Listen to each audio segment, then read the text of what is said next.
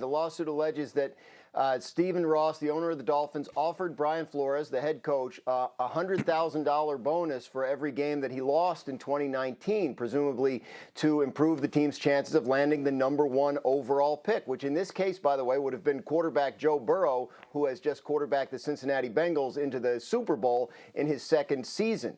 And then after the team did not lose, they ended up picking fifth. They didn't lose enough games to get the top pick.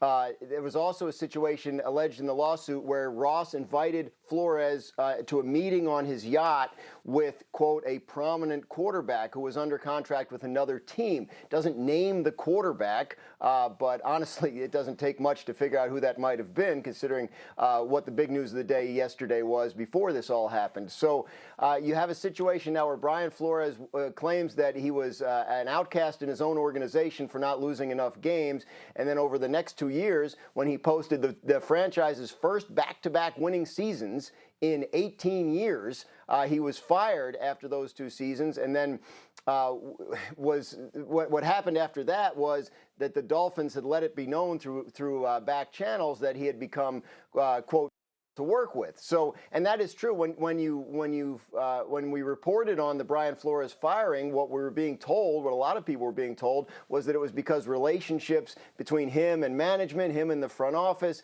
had become frayed. And so obviously the Dolphins trying to get that out there as a reason for moving on from him, and he feels that he was defamed in that way, and that's also addressed in the lawsuit as well. All right, Dan, well done. Let me bring the guys back in here, including Rob Ninkovich. And I particularly want to make sure we save some time for Ninko here, guys, because he played for Brian Flores and has a close personal relationship. But just a very quick reaction, Jeff, and then Domonique, from you on this idea. Again, it's an allegation that Stephen Ross offered him $100,000 for every game he lost. Jeff. I mean, just look at his record. This is ridiculous that any person would ask you to tank for a draft pick. Like, not only are you taking your own career being Flores in your record, because it does stay with you, but you got 52 other guys going out there every week who are sacrificing limbs, or potential of hurting yourself and harming yourself, and you are put on display for 31 others. I mean, you're basically in an interview every time you go out and suit up on game day, and to say, oh no, we're going to tank it so we can get somebody in the future. I mean, it's ridiculous. Like those kinds of conversations that they've been had, and that we're just now finding out about it. It should piss you off. Like fans go to games, we play games. Like that someone would ask, oh, just don't do your best. I don't even understand it. Look, I played on a 2-14 team with Jim Caldwell, but I can assure you, we played every game. I mean, to the very end. But everybody wants to win. That just goes completely against the fabric of the game. Nick, give me a quick thought. Sure. Maybe I like I said, I'm jaded from the other issue, but maybe I should be more upset about that. But this one, like, really gets me angry. When they first started doing this, like, I got a lot of heat because I said it was unethical on this show.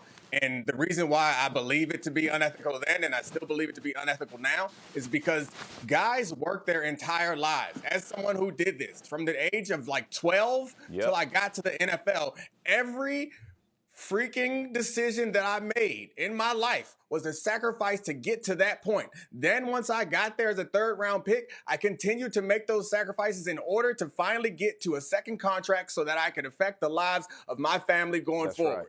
Right. The idea that I could go somewhere after sacrificing my entire life to get there and have my opportunity squandered because you want a bleeping draft pick is like infuriating. And then the idea that you could take Brian Flores, who is a black coach and has a hard time getting a job, and ask him to tarnish his reputation and to blow, which is probably going to be his only shot because black coaches have a hard time getting that second opportunity, so that you can get a draft pick, is unethical and despicable. I think it's important that you emphasize that right now it's alleged, but if it's true.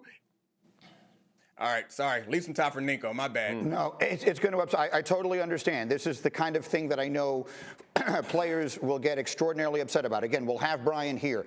But Ninko, I just want to give you the floor. That he was your coach. What is your reaction to all of this? It hurts me to see that B-Flow's going through this right now. You know, I think back to 2009 when I was a young kid coming into the NFL trying to make my mark. He was the assistant special teams coach under Scotty O'Brien.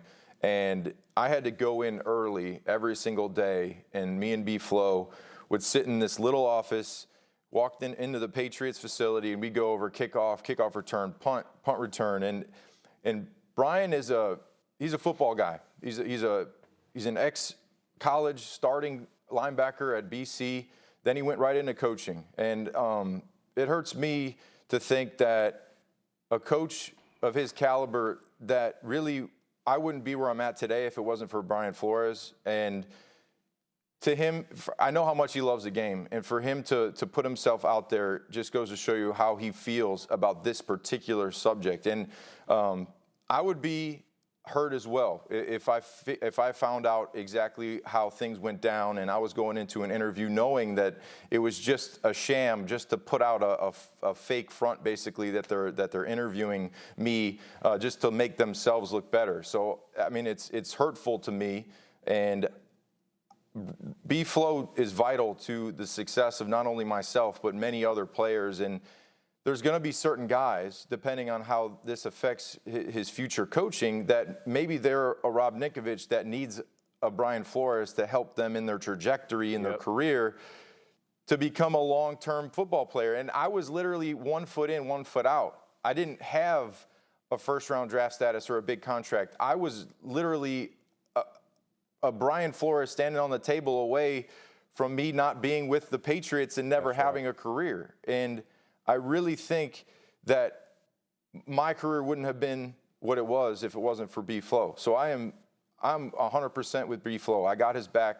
I texted him this morning, and I really feel I'm hurt. I'm hurt because I know how good of a coach he is. And going to the Miami thing, I know the type of character he is. I know the type of guy he is.